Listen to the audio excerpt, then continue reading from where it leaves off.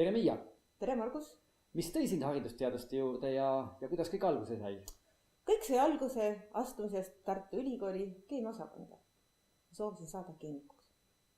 Nii, ja olles jõudnud juba 3. kursuse lõppu, ootas mind ees võimalus alustada tööd analüütikuna.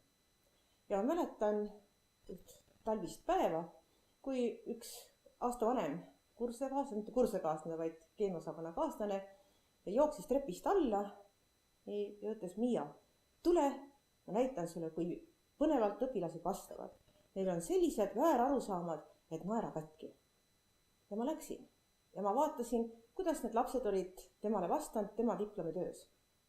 Ja see sai mulle murdepunktiks. Mind hakkas huvitama, kuidas lapsed vastavad, millised on nende arusaamad, ja ma leidsin tegelikult endale suundumuse, kust edasi liikuda. Ja täiesti ausalt. Ja ma mõtlen siiamaani, et on olemas rollimudelid, on olemas isiksused, aga mingi pöördepunkt kellelgi peab olema. Ja sellest hetkest peale tundsin ma, et see on tee, mida hakata käima ja kus midagi teha.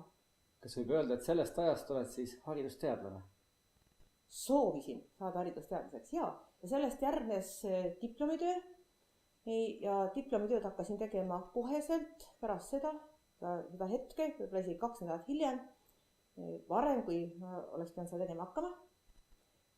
Ja minu diplomitöö oli keemiamõistete informatsioonilis-loogiline analüüs õpikute põhjal, kuidas siis õpikutes keemiamõisteid käsitletakse ja kuidas siis hoiduda sellest, et nende mõistete käsitlemisel õpilastel ei tekiks väärarusaamasid.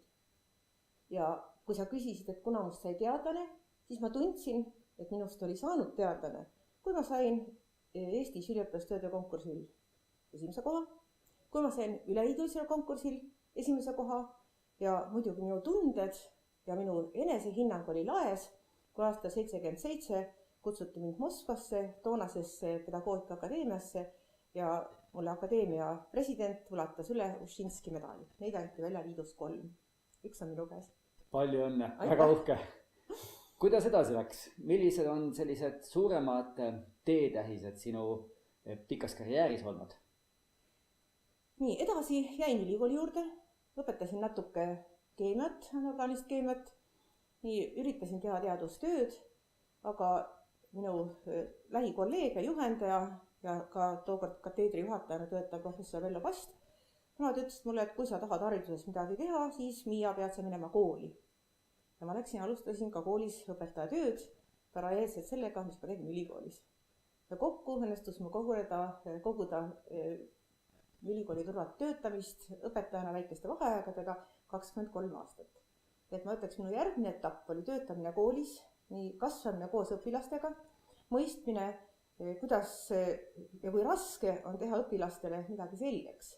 Ja kui rääkida murdepunktidest, siis tegelikult murdepunkt tuli, kui Eesti hakkas iseseisvuma nendel aegadel ja ma hakkasin tajuma, et tegelikult see keemia, mida ma õpetasin, mis oli kõik reeglitepärane, et see enam ei olnud, kuidagimoodi see enam õpilastest kaugeks. Et oli midagi vaja muuta.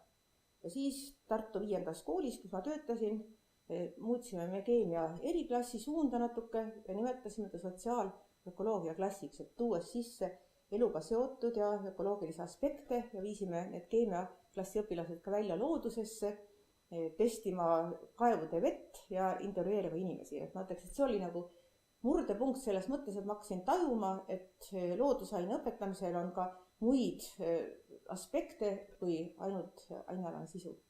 Kas see viis sind kuidagi ka rahvusvahelise koostööni? Sest teaduses täna peetakse seda niivõrd oluliseks, aga sa olid oma kooli kontekstis teinud juba selliseid huvitavaid avastusi. Jah, viis. Et tegelikult sellesama avastuse või selle töö põhjal kirjutasin ma konverentsi ettekande ja minu esimene konverents oli 1994 Hollandis.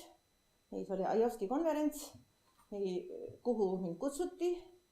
Toonases Eestis meil kellelgi ei olnud raha ja sõiduks konverentsi organiseerijad tegelikult toetasid mind ja selleks, et sinna saada, enne ettekande retsenseerimine, mis on olnud pikim retsensioon, mida ma elus endale saanud olen, et tookord veel faksiga saadetud ja ma arvan, et see oli küll meeter pikk, mida tuli ümber teha. Jah, ja ma läksin sinna ja see konverents avas mulle tegelikult ukse rahvusvahelisse maailma. Kas sealt hakkas sündima ka su doktoritöö? Ei ja jaa.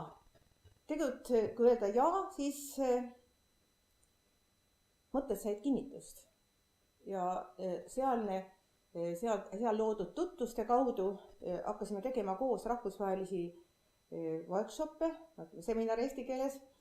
Ja 1997 oli Eestis UNESCO toetusel juba siis minu doktoritöö teemaga seotud töökoosolek 11 riigi õpetajatega. Ja kus me koostasime õppematerjale ja jah, pärast seda ma ütleks, et oli küll, doktoritöö uks oli lahti, kus poole minna ja mismoodi teha, aga ma ei olnud doktorantuuris. Nii, ma tahtsin väga teadustööd teha.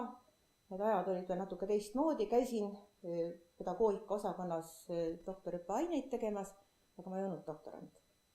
Doktorandiks astusin ma aastal 2000. Nii et minu doktoriõpingud kestsid aasta.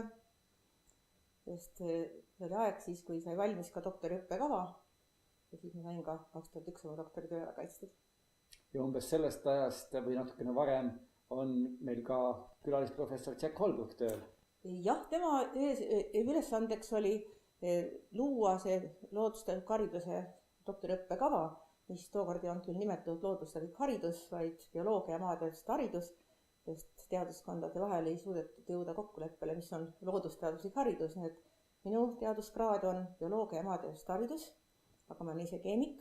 Ma olen väga laia põhjaga, ma võin rääkida ka bioloogiast ja maateadustest kraadi järgi.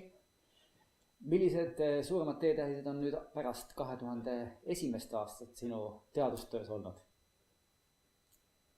Nii ma ütleks, hindan ühinemist või asumist tööle loodusliku hariduse keskusesse. Sinna ma asusin tööle veel ennem doktoritöö kaitsmist. Toonane keskuse juhataja Tago Sarapuu veenis mind ühinema selle grupiga ja minu ülesandeks oli alustada teadustööd selles üksuses. Ja esimene grant tuligi nii, et Tago Sarapuul oli kraad ja minul olid ideed. Ja siis me saime esimese grandi, esimese sihtfinantseerimise, nii et siis hakkas see töö peale, aga töötades seal tundsin ma sellist iseseisvumise tunnet. Ja doktorikraad oli siis just nagu autojuhi luba taskusse, et minna nüüd liikuda edasi ja teha asju oma soovi järg, mitte enam olla kellegi teise poolt suunatud. Ja doktoritöö järgselt ma läksin Ameerika Ühendriikides, olin Fulbright'ina seal aasta. Nii sain sealt kogemusi juurde, nii enne kõike, kuidas töötada rahvusvahelises meeskonnas ja mõista ka teiste riikide püüdlusi. Ja olles Ameerika Ühendriikides kutsuti mind ka Euroopa Komisjoni töötama projektis Euroopa vajab rohkem teadlasi. See oli professor Kabo juhendatav töögrupp, kes tõi siis välja suure raporti, millest kasvas välja siis minu praegune järgnev teadustöö. Ja sealt on tasapisi, ma saan aru, järgemööda tulnud erinevaid rahvusvahelisi projekte, töö IOSTI organisatsioonis, mis veel? Ja, rahvusvahelised projektid on tulnud sealt, siis on tulnud sellega paralleelselt ka töö rahvusvahelises loodusteaduste õpetajate liitude assotsiatsioonis Haikesis, kus ma olin 2 perioodi tegevsekretär ja 2 perioodi Euroopa dimensiooni juht. Nii ma olen selle juhtkomitees ka praegu. Ja siin vastutan siis lõigu eest kõrgkoolidega koostöö, õpetajate liitude kõrgkoolide koostöö. Ja millised on olulisemad need rahvusvahelised projektid nüüd olnud Euroopa Komisjoni raamkava projektid, milles sa järgimööda osalenud oled? Nii, algas 96 nimega Parcel, nii loodusteaduste õpetamine, relevantset õpetaja. Nii järgnes sellele Profiles, mis oli nende õpimoodulite koostamine. Sellega paralleelselt pool aastat hiljem oli Establish, ka tehnoloogia kontseptsiooni sisse toomine ja nüüd siis juba Horisondi projekt, üks esimesi Horisondi projekte, mis loodusteaduste valdkonnas finantseeriti nimega Multico. See nüüd lõppes paar kuud tagasi ja see on noorte loodustega seotud karjääriteadlikkuse kujundamisest. Need on kõik üks rida välja kasvanud sellest samast 2004 alustatud koostööst ja ideedest. Väga põnev. On põnev. Kuidas võiks öelda, et millises seisus Eesti haridusteadused siis täna on? Eesti haridusteadused on nähtavad. Ja tegelikult minu käest seda peale küsiti, mis seisus on Eesti haridusteadused. See on kordusküsimus, Margus. Et seda küsiti minu käest, kui mind valiti Joensuu ülikooli audoktoriks. Siis oli küsimus, mis seisus on Eesti loodusteadused ja looduslik haridus ja kuidas me koostööd teeme soomlastega. Et ma ütleks, et Eesti loodusteaduste seis praegu hetkel tänu nendele rahvusvaheliste projektile, mis on sisse tulnud mitte ainult loodusliku hariduse keskuse rühmale, vaid ka haridusteaduste instituudis, ka Tallinna ülikoolis. Ma ütleks, et kuskil viimase 10 aastaga on tehtud väga suur hüpe ja Eesti ei ole mitte ainult IT-riik, vaid Eesti on jõudnud nii uurimusõppes kui loodusteadusliku hariduse filosoofiliste kontseptsioonide tutvustamisel ja enda mudelite tutvustamisel küllaltki refereeritud riigi hulka. Et ma arvan, et haridusteadused on meil jõudsalt kasvanud. Nüüd ma ei maininud õpetajaharidust, alati mainitakse seda, mis sul endale lähemal on. Et ma ei tahaks alahinnata ka seda, mis tehakse õpetajahariduses ja praktiseeriva pedagoogina julgen hinnata väga kõrgelt alusmoodulit, mis on nüüdseks juba käivitunud 7 aastat tagasi või 6 aastat tagasi. Ja julgen öelda, et see alusmoodul on leitud teaduslikele alustele ja seal on terve rida inimesi ja oma töögruppidega andnud panuseid ja see areneb edasi. Et Eesti haridusteadused, jah, ma ütleks, meil ei ole mitte midagi häbeda.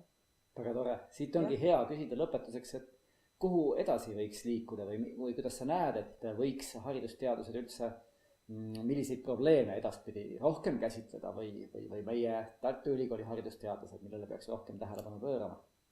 Ma alustan loomulikult kitsas kohtades, mis mind ennast pigistavad ja kus ma mõelnud olen. Ma kasutaks 2 sõna. Interdistsiplinaarsus ja transdistsiplinaarsus. Et kui ma ütlen interdistsiplinaarsus, siis pigem mõtlen ma seda STEM-hariduse valdkonnas, STEM-ained, ja kui ma ütlen transdistsiplinaarsus, siis lähen sellest kaugemale juba ainete üleseks ja pigem jah, transdistsiplinaarsus ja kui ma ise vaatan suundumust, kuhu minna, siis kindlasti rohkem koostööd psühholoogidega, aga hinges on mu soov teha koostööd meedikutega, nii geenitehnoloogidega ja hüpoteetiliselt ma oletan, et haridusvaldkonnas on palju sellistes koostöövormides veel avastada.